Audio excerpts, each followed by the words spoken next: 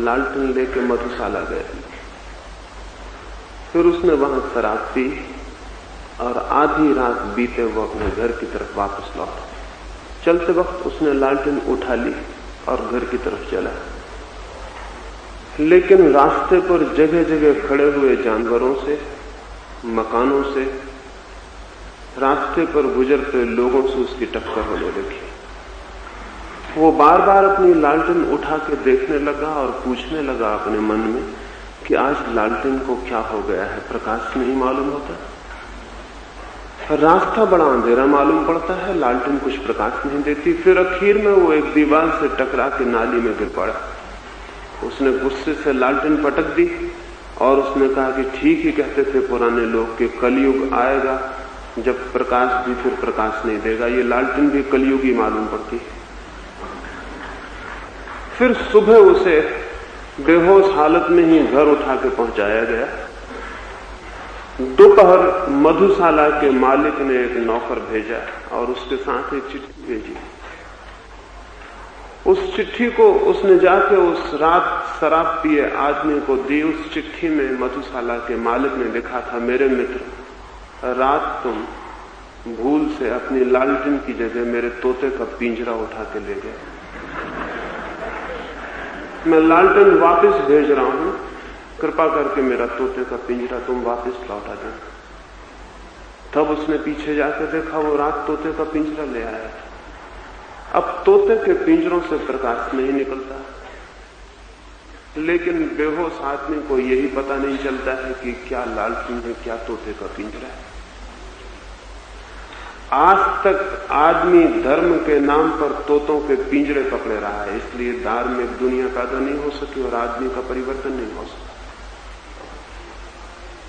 धर्म के नाम पर हम तोतों के पिंजरे पकड़े हुए हैं, प्रकाशित दिए नहीं।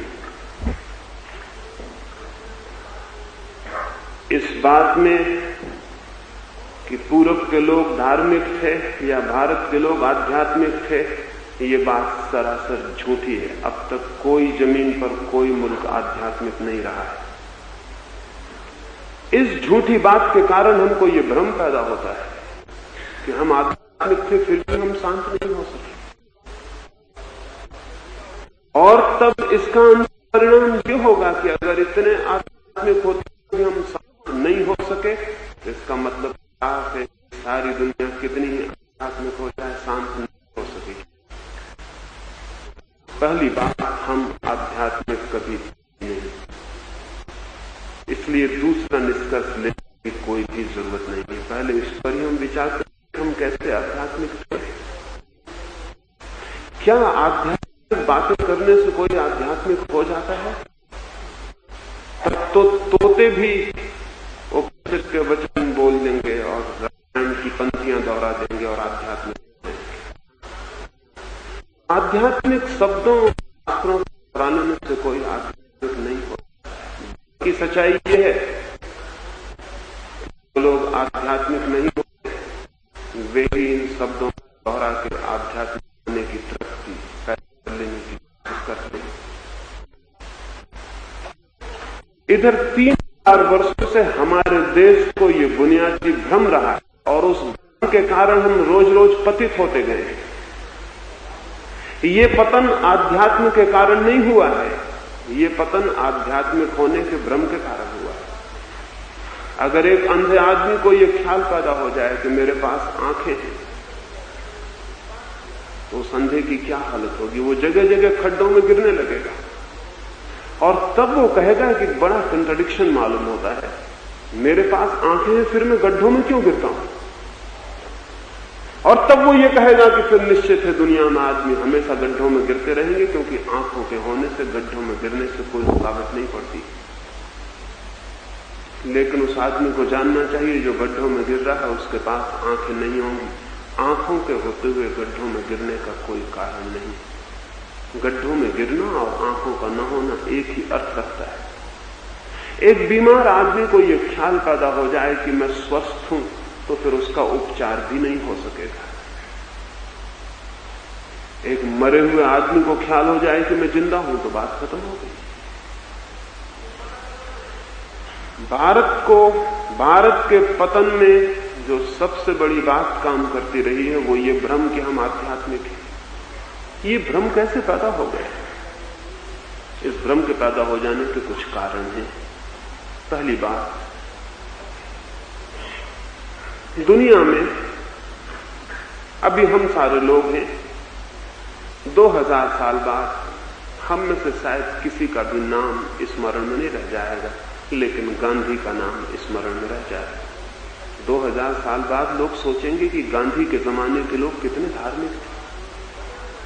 वे गांधी के हिसाब से सारी दुनिया के बाबत विचार करेंगे, और गांधी बिल्कुल अपवाद थे, एक्सेप्शन थे। गांधी नियम नहीं थे। गांधी हम सबके प्रतिनिधि नहीं थे। गांधी हम सबसे उल्टे और विरोधी थे। लेकिन 2000 साल बाद हम जो कि प्रतिनिधि हैं, असली आदमी हैं, ये भूल जाएंगे, और गांधी जो बिल्कुल अकेले हैं वो याद रह जाएंगे। और 2000 साल बाद लोग कहेंगे गांधी के जमाने के लोग कितने अच्छे थे। ये बात बिल्कुल झूठी होगी। गोंड से तो हमारा प्रतिनिधि हो भी सकता है, गांधी हमारे प्रतिनिधि बिल्कुल नहीं। अब हम पीछे की तरफ सोचते हैं, बुद्ध के जमाने के लोग बड़े अच्छे थे, क्योंकि बुद्ध हमें याद है। बुद्ध बिल्कुल अकेले आदमी है, वो जमाने के प्रतिनिधि नहीं। महावीर हमें याद है, क्राइस्ट हमें याद है, सुकरात हमें याद है, कृष्ण और राम हमें याद है। उनके आधार पर हम सोचते हैं कि उस जमाने के लोग कितने धार्मिक और कितने आध्यात्मिक थे। ये सारा तर्क अत्यंत मिथ्या और झूठ है। ये एक आदमी के आधार पर सभी लोगों का निर्णय लेना है, ये बिल्कुल गलत है। सच्चाई इससे उल्टी। सच्चाई यह है कि बुद्ध अपने जमाने के प्रतिनिधि नहीं थे। अन्यथा बुद्ध किन लोगों को समझा रहे थे कि चोरी मत करो, बेईमानी मत करो, झूठ मत बोलो, हिंसा मत करो, क्रोध मत करो। बुद्ध किसको समझा रहे थे ये बात? या तो बुद्ध पागल थे, लोग आध्यात्मिक थे, और बुद्ध समझा रहे थे चोरी मत करो। बुद्ध की शिक्षाएं किसके लिए थी अगर चोर नहीं थे तो? अगर बेईमान नहीं थे, अगर धोखेबाज लोग नहीं थे? किसको समझा रहे थे बुद्ध? क्राइस्ट किसको समझा रहे थे कि प्रेम करो? किसको समझा रहे थे कि एक चांटा कोई मारे तुम्हारे गाल पर तो दूसरा उसके सामने कर देना? आध्यात्मिक लोगों को। ये बातें उन लोगों को समझाई जा रही थी जो मानते थे कि कोई एक आंख तुम्हारी निकाले तो तुम दोनों आंखें उसकी निकाल लेना। ये लोग आध्यात्मिक नहीं थे। पृथ्वी पर आज तक कोई कौम, कोई समाज, कोई राष्ट्र आध्यात्मिक नहीं रहा। लेकिन इन लोगों के आधार पर एक भ्रम पैदा होता है कि पिछले जमाने बहुत आध्यात्मिक थे। मैंने बहुत खोज की कि कोई ऐसी किताब मिल जाए जो ये कहती हो कि हमारे जमाने के लोग आध्यात्मिक हैं। ऐसी किताब मुझे नहीं मिल सकी। दुनिया की सबसे पुरानी किताब चीन में उपलब्ध है, जो कोई 6000 वर्ष पुरानी होगी। उस किताब की भूमिका में लिखा हुआ है कि आजकल के लोग बहुत पतित हो गए हैं, पहले के लोग बहुत अच्छे थे। ये पहले के लोग कब थे? ये पहले के लोग कभी थे या ये मिथ? ये केवल कल्पना है। हर किताब कहती है पहले के लोग अच्छे थे। हर उपदेशक कहता है पहले के लोग अच्छे थे, अतीत अच्छा था। ये हम मान लेते हैं, और इससे एक कठिनाई, एक कंट्रडिक्शन, एक विरोधाभास खड़ा हो जाता है कि इतने दिनों तक हम आध्यात्मिक रहे और फिर हमारी ये स्थिति हो रही। ये हमारा पतन फिर समझाना बहुत कठिन हो जाता है। तब फिर एक ही रास्ता रह जाता है, या तो हम कलयुग के ऊपर दोष थोप दें कि ये युग ही खराब है,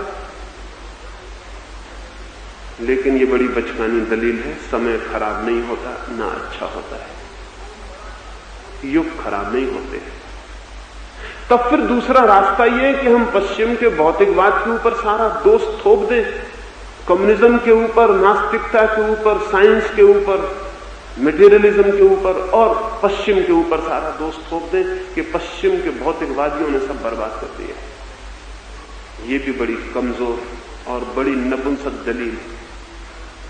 किसी घर का दिया बुझ जाए और घर में अंधेरा हो जाए, और घर के लोग बाहर जाके कहने लगे कि हम क्या करें, अंधेरे ने आके हमारे दिए को बुझा दिया, तो हम उस आदमी को कहेंगे कि तुम पागल हो गए हो, अंधेरे ने आज तक किसी के दिए को नहीं बुझाया। अंधेरा इतना कमजोर है कि वो दिए को कैसे बुझाएगा। दिया बुझ जाता है तो अंधेरा जरूर आ जाता है, लेकिन अंधेरा आके कभी किसी के दिए को नहीं बुझाता। भौतिकवाद अगर अध्यात्मवाद के दिए को बुझा दे तो दो कौड़ी का है वो अध्यात्मवाद। अगर विज्ञान की बातें अध्यात्म की बातों को बुझा दे तो दो कौड़ी की हैं वे अध्यात्म की बातें। कमजोर हैं बहुत, उन्हें जीने का और बच रहने का कोई हक भी नहीं। लेकिन ये बात ही झूठ है। अध्यात्म का दिया जलता हो तो भौतिकवाद का अंधेरा प्रवेश भी नहीं करता है, लेकिन अध्यात्म का दिया ही ना जल रहा हो तो फिर भौतिकवाद का अंधेरा प्रवेश करता है। इसमें अंधेरे का कोई भी कसूर नहीं है, इस पर अंधेरे पर दोष देने की कोई भी जरूरत नहीं है। अंधेरे का कभी भी कोई कसूर नहीं रहा। मैंने सुना है एक बार अंधेरे ने जाकर भगवान से ये प्रार्थना की थी कि सूरज मेरे पीछे बहुत बुरी तरह पड़ा हुआ है, सुबह से सांझ तक मुझे परेशान करता है, रात में मैं विश्राम भी नहीं कर पाता कि फिर सुबह से हाजिर हो जाता है, सोते से मुझे जगा देता है, फिर मेरा पीछा करता है। ये हजारों लाखों वर्ष हो गए, मैं परेशान हो गया हूं, मेरी को समझ में नहीं आता। मैंने कभी कोई अहित किया हो सूरज का, इसका भी पता नहीं, मेरे याद में भी नहीं है कि कभी कोई भूल चूक मुझसे हुई हो, फिर भी सूरज मेरे पीछे क्यों परेशान कर रहा है मुझे। भगवान ने सूरज को बुलाया और उससे कहा कि तुम अंधेरे के पीछे क्यों पड़े, क्यों उसे सता रहे हो, क्या उसने तुम्हारा बिगाड़ा है। सूरज ने कहा अंधेरा, अंधेरे से मेरी कोई अब तक मुलाकात ही नहीं हुई, मैं उसे पहचानता भी नहीं। बिगाड़ने न बिगाड़ने का सवाल नहीं, सताने न सताने का सवाल नहीं, मैं उसे जानता भी नहीं हूं। फिर भी आप कहते हैं तो ठीक ही कहते होंगे, अंधेरे को मेरे सामने बुला लें तो मैं क्षमा मांग लूं और उसे पहचान भी लूं ताकि आगे मुझसे कोई भूल न हो सके। इस बात को हुए भी लाखों वर्ष हो गए, वो मामला अभी भगवान की फाइल में ही पड़ा हुआ है। वो अंधेरे को अब तक सूरज के सामने नहीं ला सके हैं, वो ला भी नहीं सकेंगे कभी, क्योंकि अंधेरा केवल सूरज के अभाव का नाम है, वो केवल एब्सेंस है, वो किसी चीज की उपस्थिति नहीं है, वो किसी चीज की अनुपस्थिति, वो केवल प्रकाश का न होना है। तो प्रकाश के सामने ही प्रकाश की अनुपस्थिति को कैसे मौजूद किया जा सकता है। या तो मैं इस कमरे में हो सकता हूं या मेरी गैर मौजूदगी हो सकती, दोनों चीजें एक साथ नहीं हो सकती। तो अंधेरे को सूरज के सामने नहीं लाया जा सकेगा। अध्यात्म के सामने कोई भौतिकवाद कभी नहीं आया और कभी नहीं आ सकता है, लेकिन अध्यात्म है ही नहीं। और तब हम सोचते हैं कि ये इतना विरोधाभास कैसे पैदा हो गया। ये विरोधाभास हमारा तार्किक विरोधाभास है, जीवन की वस्तुस्थिति का विरोध नहीं। ये हमारे सोचने की बुनियादी भूलों में से एक भूल। ये बात ही गलत है कि अब तक कोई मुल्क धार्मिक हो गया है, इसलिए आदमी अशांत है, अशांत होगा। इसलिए आदमी बेचैन है, आदमी बेचैन होगा। इसलिए असंतोष है, असंतोष होगा। कुछ व्यक्ति जरूर आध्यात्मिक हुए हैं, और जो व्यक्ति आध्यात्मिक हो गए हैं उनके जीवन में ना असंतोष है, ना अशांति है, ना बेचैनी।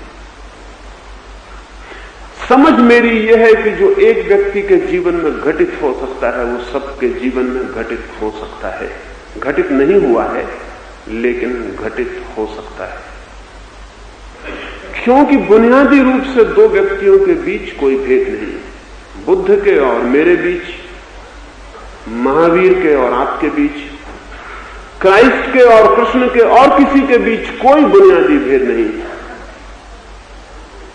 मनुष्यता एक बीज है, जो लोग उस बीज पर श्रम करते हैं उनका बीज वृक्ष बन जाता है। उस वृक्ष से छाया उपलब्ध होती है, उस वृक्ष में फूल आते हैं और फल लगते हैं। लेकिन जो बीज ही पड़े रह जाते हैं, बीज ही बने रह जाते हैं, उनको छाया नहीं उपलब्ध होती, नहीं फूल उपलब्ध होते, नहीं फल उपलब्ध होते। लेकिन इससे ये सोच लेने का कोई भी कारण नहीं कि उन बीजों के भीतर भी उतनी सामर्थ्य नहीं है जितनी दूसरे बीजों के भीतर थी।